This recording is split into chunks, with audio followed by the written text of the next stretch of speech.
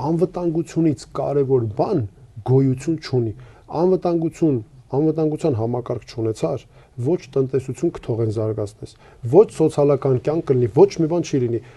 Պարզ օրինակ, Երասխում դրել էին գործարան, կառուցում էին։ Ամերիկյան դրոշն էլ վրան կպցրած։ Ադրբեջանը մի քանի անգամ կրակեց, ինչ արեցին, տեղափոխեցին Երասխի գործարանը, այսինքն սա ակնհայտ նշանակում է, որ անվտանգությունը մեր ամենակարևորագույն արժեքն է։ Եթե դու անվտանգություն չունեցար, դու նաև չես ունենա ինքնիշխանություն, դու նաև չես ունենա անկախություն։ Իսկ Ադրբեջանը ինչու է այս ամենը արել, որ Հայաստանին պետք եղած դեպքում նաև